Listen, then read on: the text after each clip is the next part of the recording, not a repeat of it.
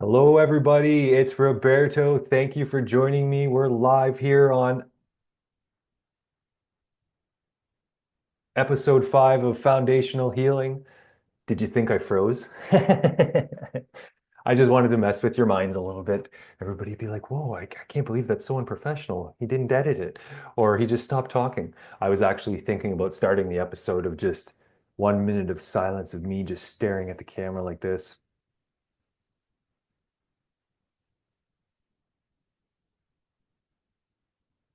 Would you guys have watched? Would you have continued watching? The mind can't handle silence. If I stop talking, then your mind starts talking. And I was actually reading an Osho discourse recently, and he was telling a story about Buddha, and people had always come from miles around, hundreds and thousands of people at times to listen to Buddha speak and listen to his enlightened wisdom. And there was a time near the end of his life where he just came and he had a flower and he sat there staring at the flower and didn't say a word. And everybody, you could hear the rustles and murmurs in the crowd and everybody wondering what's going on. And then one of the disciples just started dying laughing. And I think that was like the moment of his enlightenment because there's really nothing to say. And that's, from the heart in this now moment in source energy, there's no language. Language is limitation, especially the English language. It's like black magic. But all language is limitation. In source energy, that there's no words, there's no language. And so I think that was kind of what he was, the whole moral of that story. But um, it's our minds that want always seeking for information outside of us, thinking that somebody else has the enlightenment or can teach it. And it's, the truth can't be taught or really explained. It can only be witnessed and experienced and observed through experiential or experiential. I can't even say that word. Experiential. Experiencing the world that we live in. That's the real truth. And so I got a little sidetracked there, but I promise I won't start any videos of just me staring at the camera. But thank you for joining me as always. Today, I think, is episode 5, and I wanted to jump a little bit today and not go in a linear fashion of continuing on my foundational healing journey. I'll sprinkle it back, back and forth. But today I wanted to jump around and speak about something I wish I had known back then, 10, 12 years ago, um, or even sooner. And that was about DNA and why our DNA makes healing so complicated. So thank you for joining me today. We're going to be discussing that. And first, maybe just take a deep breath, inhale and exhale. And I'm going to take a drink of lemon water here from my peace mug.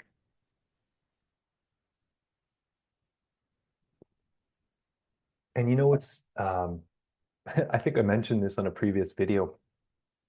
And I don't always rewatch my videos because I try not to focus on the past. But there was one video I was doing, and I think with the noise canceling mic, I was explaining about breathing out and really deep breathing out, and it wasn't picking up my out breath, so it just looked like me choking on camera, and I was just like, but what I was actually doing was trying to accentuate breathing out. So I don't know if you can hear it in the microphone, but so often our breathing is very shallow. So not only do we not take deep breaths in down into the diaphragm, which as a side note too, we have such a habit, and this is something that I just learned recently, and it was something like one of those things that kind of clicked, and I was like, oh, maybe there's something to that. And the guy was talking about how we're so used to sucking in our bellies and having a big puffed up chest and sucking in our and having abs that we've lost, even shallowed our breathing even more, and we've lost eh, you know, the pushing down of the diaphragm. So breathing into the belly and then inflating our chest. So that was one thing that I found interesting. But often we don't exhale fully, so there's a lot of stagnant dead air in us. So if you've never really seen or gone through the exercise of practicing how much you can actually exhale, give it a try right now, and I'll do it with you. I don't know if you'll be able to hear me. I'm not choking if you can't hear the exhales, but breathe out and then kind of shift around and move around and just feel where you can breathe out more. And I guarantee you there's probably lodged air in there that you didn't know you could breathe out. So you do a full breath out and then find more.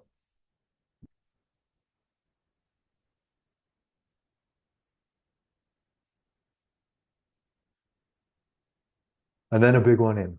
But I don't know if you've never done that exercise. The first time I did it, I was like, wow, I didn't know I could breathe out even that much more. So yeah, it's interesting, right? You don't know what you don't know.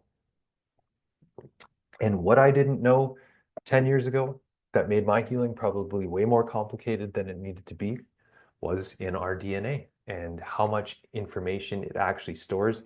That amount is absolutely astounding. I'm not going to get into the numbers because there's all kinds you can go and do information, search information on the internet, and you'll get all kinds of different data, but it's like megabytes or decibytes of data. Like it's just an insane for 1 gram of DNA, you can store an insane amount of data. So, what does that mean about us? It means that in our epigenetic DNA recording system, we have not only all of our memories, dramas, traumas, all the information, all the education, all the everything we've experienced throughout our lifetime is recorded in our DNA. So it's stored inside our bodies. Even if you don't necessarily remember it, believe me, it's there, it's dormant. So that's a huge thing. And what is DNA passed down through? Our genetics, our genetic code, uh, our lineage, our parents. So not only do we have all our stuff, we have all their stuff. So literally going back, I've heard people say that genetics on this planet go back anywhere from 30,000 to 105,000 years. So depending on where you fit in that range and that spectrum of how old you are, let's say how old you are or how old your genetics are, you literally could have 105,000 years of DNA information stored inside your body. So that's what makes DNA, or sorry, that's what makes healing so complicated is our DNA. Because not only are you dealing with all the stuff that you've experienced in this lifetime, the stuff that you went through personally, but you're dealing with all your ancestral traumas, dramas, and everything, their thoughts, beliefs, education, everything that they went through, going back all those years to whenever your lineage here on Earth started, that's inside of you. So that's a huge thing. And so, um, in a way, I guess what I would say is that some of the healing things, if you don't know this, especially things that are lying dormant, maybe you have a fear of drowning and you're a really good swimmer, or maybe you've never even started swimming because of that fear, or maybe you have fear of riding a bike and you don't know why. There's so many things that I've experienced with friends. I've had two lady friends that okay, we'll call them girlfriends. They were girlfriends. um, but that never learned how to ride bikes. And I'm not giving, not saying that that is the reason, but there are certain things that maybe we have a weird fear of snakes that we don't really understand why, aside from the fact that snakes are just weird. I don't like the fact that they have teeth and venom that can kill you and no hands. They're just creepy. But when I was a kid, I didn't have any fear of snakes. And not that I'm scared of them, I just don't like them anymore. But when I was a kid, I just grabbed snakes like nobody's business and picked them up. Um, but so yeah, if you have any like kind of, it's different if you get in a car accident in this life and then you're scared of driving. You know the reason behind your fear. But what if you have this really like debilitating, limiting fear and it seems to have no logical reason? Well, there's a big possibility that it's lodged, stored that memory in your DNA from one of your ancestors. And so so you'd ask, well, why does that make healing complicated? Well, because our DNA can keep getting reactivated. And so if you've done, if you've had a lot of addictions, like I went through a point in my life where I was, drinking a lot and I smoked cigarettes and I was just unhealthy and I wasn't in the present moment. I had a lot of traumas and dramas, things from childhood, unresolved issues. I think everybody's got stuff, and that's the thing. And they keep recycling in us, and our DNA can be reactivated by people, places, things, scents, smells, stories, watching movies. So it's it's very complicated. And so the thing is that, if you watch it, you got to be careful because it's like the double-edged sword. You can't not go out and exist in the world and not go watch movies. But if something triggers something or activates DNA within you, then you got to say, that's something that needs to be cleared from me because it's lodged in me and it's become reactivated. So if there's any emotion behind it, so say you're watching a movie and let's say there's a war scene and it gets you super emotional, and you start crying, or you're very, empathic towards the scenario that's going on, and you start, yeah, just even crying or becoming very emotional, or you feel flush or scared or something.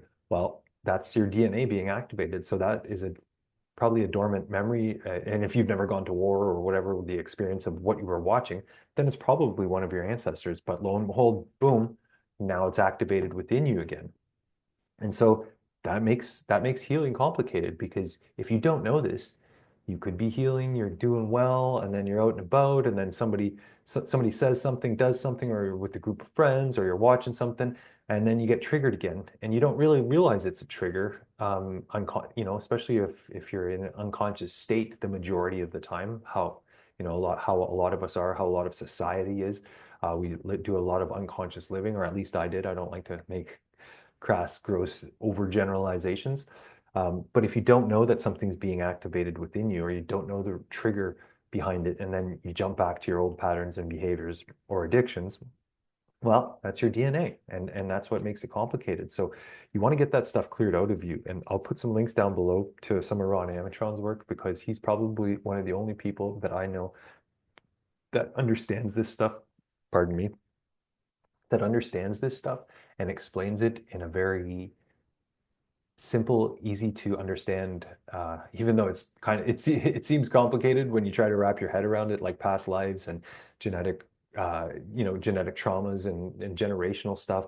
But these are the things that aren't taught to us. And so you can say, well, why isn't that taught to us? Is it hidden from us? I'll let you be the judge on that. And I think that's a big yes, because they don't want you to know this. Because, you know, when you know this, and the knowledge is power, and if you don't know this, then you keep looping the same things over and over again, thinking you're a sinner, thinking you're no good, thinking that's just the way life is. Oh, it runs in the family. It's all these excuses we make for the things of why the way we are, or why we can't escape things, or why things keep happening to us, or why timelines keep recycling, events or certain types of people come back into our lives, or why we can't escape our comfort zones. And a lot of this stuff has to do with our DNA. And so if you don't know that, it's like you're swimming upstream, you're trying to heal, and you're either going nowhere, or you're going slowly backwards, and you're just burning yourself out. And so I wish I had known this 12 years ago when I started, because it was frustrating, to be honest with you, and mentioning how many times I quit smoking. I don't know if I mentioned it in this episode, because I was doing another one, and sometimes I get them confused, but you're going to hear it again. But I must have quit smoking 2,000 times. And that's not even joking. Like, over 24 years, how many times there was times where I threw out the pack 3 times in a week, poured water on it, threw it out, never again. And then a couple days later, having some drinks, I'd go out and buy another pack. And so one time I even quit. I bought another pack the same day. Like, how crazy is that? So, and who knows the reasoning behind that? But it's like I could say I didn't have any willpower, but realistically, all these addictions, dramas, and traumas, these are things that are built up, and they're patterns that are existing before you're born. Like, if you're like me, growing up in Northern Ontario in the 80s, like, there's that classic picture of, the first birthday blowing out candles, and there's like an ashtray full of cigarettes and like beer cans, and like everybody's smoking cigarettes. Like, everybody in my family smoked. So that addiction was locked and loaded way, way before I had a chance. It wasn't like I chose to start smoking. I was born into smoking. Anyways, so, but so that's really what I want to share today, is that your DNA can make healing complicated. And so don't beat yourself up. Go easy on yourself, because you're overcoming thousands and thousands of years of genetic programming, and you're deprogramming yourself. You're trying to get back to neutral. You're trying to be heart-centered. You're trying to clear out your past, your dramas and traumas, um, not only from your life, but from previous lives. And so it's really difficult. For most of us, unless you have repressed memories, you can go back in this life, because our memories are so vivid. You can go back in this life and see things. It's like, well, if I had a trauma, I can understand why I'm scared of doing this, or whatever it is. But if something pops up, or you have something that keeps coming back to you, it might be because your DNA keeps getting reactivated. Until you get it cleared, and you get the emotion cleared out of it, and it doesn't reactivate you, then it's going to keep kind of haunting you. And that's I guess a big thing. So like consider any triggers that you have. Those are huge gifts. When you have a trigger, whether it's people, places, things, words, whatever, there's so many things that can trigger us, so many things that bring up emotions while you know you have energetic blocks within you. And so one of these days on this show, I'll do some list of commands to overcome those things. Just a simple command that you can do, because I want this to be stuff that I wish I knew 10 years ago, and stuff that you can apply immediately in your life. Because sometimes the healing journey, it might take you a few years to lose all the weight you want to lose. It might take you a year to quit smoking. Who knows? I don't know. But what kind of tools can you use today? Well, here's one, and I found it very powerful. And do the mind to heart drop. If you haven't heard me explain the mind to heart drop, I'll put a link down to one of the shorts where I explain it in detail, and I'll probably go over it again in these episodes, but I'll do it right now quickly. And this is to bring your awakening consciousness from your mind and drop it down into your heart. And I couldn't feel myself. I couldn't feel the energy. I did it for months and months before I actually started feeling the energy, like getting more sensitive. And so now, like, I can literally sense when I'm in my head and bring it down into my heart. So you say, I now command my spirit, and you have to say it out loud because your spirit knows your resonance, it knows your frequency, it knows your voice. If you're just doing it in the mental realm, you're not commanding your consciousness, you're not commanding the energies. So it's just not going to work. And so you want to be in your heart center before you do the command after that, because you want to make sure your spirit is with you in your body, totally here, present, and it's not just some mental abstract thing that, like otherwise you're just in the mental realm thinking about the past, future, or something intellectual, and it's not intellectual. It's a powerful verbal command that you have to say out loud. And so you want to envision your awakening consciousness, your thoughts coming from your head and dropping down into your heart. So we'll do that first. So I now command my spirit to take the thoughts from my head and drop them down into my heart. 10, 9, 8, 7, 6, 5, 4, 3, 2, 1. 10, 9, 8, 7, 6, 5, 4, 3, 2, 1. And 10, 9, 8, 7, 6, 5, 4, 3, 2, and 1. And so that'll bring you into your heart and being and into your body, present, faster than any meditation, faster than any mantras or anything out there or anything else that I've found. So do that. And then this command, if you get triggered. So do the mind to heart drop to bring you into the present moment. And then if you have something that's triggering your blocked energy, you can say this command. I now command my spirit and body to remove any energetic blocks within my body now. And you can also say, I now command my body and spirit to release all energies that do not belong to me now. And you could make it your own, make it whatever you feel something going on. I now command my spirit and body to release all energies within me that are not authentically mine here and then now. And so, especially if something's triggering you from the past, it's not here right now unless you bring it up. And so that's a quick way to do it. And depending on where you are in your healing journey, if you don't have enough spiritual horsepower, if you've, done a lot of drugs and alcohol and kicked your spirit out of your body, go to Ron's website. I'll put the link down below. There's a lot of free resources from him. I listened to he's got free BBS radio shows from 2008 all the way to 2018. So, and I think he was doing like 4 a week at some point. So there's literally thousands of hours of radio shows where he's talking about this stuff. And some people might be ready to hear his stuff and some people might not be.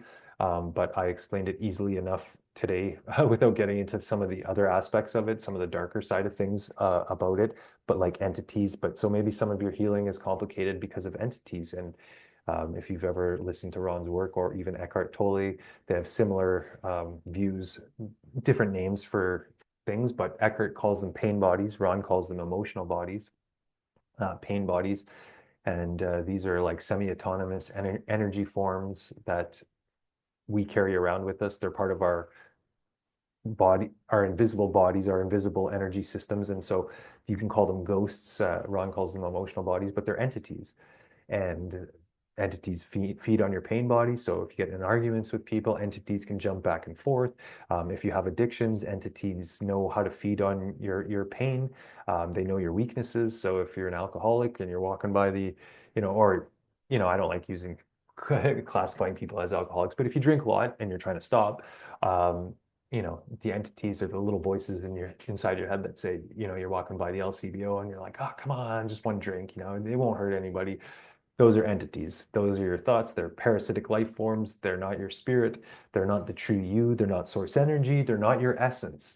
It's that voice in your head is never you. And so if I can give you one takeaway from all this stuff that I've learned over the years and that I've gone through is that that voice in your head is never you. It's not you. If you're hearing voices in your head, it's the thoughts of your ancestors, the belief systems, it's entities, it's dark side energies trying to manipulate to do something, because your spirit, your heart rarely would ever say anything to you. It's just heart presence. It's doing, it's creating in the now moment. There's no thoughts behind it. That's what true source energy is. So don't confuse the two. And if you have a lot of mind chatter, it's not who you are. And that's what this show's about, is foundational healing and breaking free from who you thought you were, who you developed, who you were born and raised to be in a lot of cases. In a lot of cases, our personality is not even who we are. It's developed from our upbringing, right? A lot of times it's a defense mechanism. A lot of times our personality is, we hide who our true essence is through our false personality. A lot of the time, it's like, oh, I'm gonna be the tough guy, I'm gonna be the older brother or this or that. And that's all false. That's not who we really are. And the false has to be dissolved so that the true you can come through. And DNA, that makes the healings complicated. And maybe I'll do next week's show on entities. That's a little bit of a deep dive. We'll see. We'll see how if I get any feedback. And thank you to A and Christina for their feedback, and everybody else. And special shout out to them because they gave me some strong words of encouragement. And that's really motivating me to keep going with this. And to just, I don't like going back through my story, but it's what I have, and if it can help other people, and that's why I'm not going to go through some of maybe the darker times. I went through some very dark times. I've been to rock bottom hell several times, and maybe I'll tell those stories. But if people are watching, I don't want it to activate stuff in them. So maybe if you're going to be continuing on watching this series, then it's easier if you don't have emotional charges behind it. So you got to be grounded. Do the mind to heart drop before you watch the episodes, or if I tell a story, I'll be like, do the mind to heart drop before you listen to this one. But yeah, so commanding your consciousness is the number one thing that you can do. And so if I had known that back then, maybe it wouldn't have taken me so many years to heal. But it's an ongoing thing. It's especially in this fast-paced life, everybody's looking for that pill, that syringe, the healing in a needle. What does that sound like a few years ago? But that's not. It's about changing your life, and you're going to get sick of hearing me say it. In order to completely change your life, you have to completely change your life, and that's very difficult sometimes. It's a slow whittling away, and so it's unless you like I said in the first episode, unless you move away immediately and totally change your life, it's gonna take some time, and there's gonna be ups and downs. There's gonna be things coming up. There's gonna be reawakenings of an emotions and letting goes, and it's just a process. So go easy on yourself. Like I said earlier, you're getting rid of thousands of years of programming and stuff inside of you that you didn't know was there.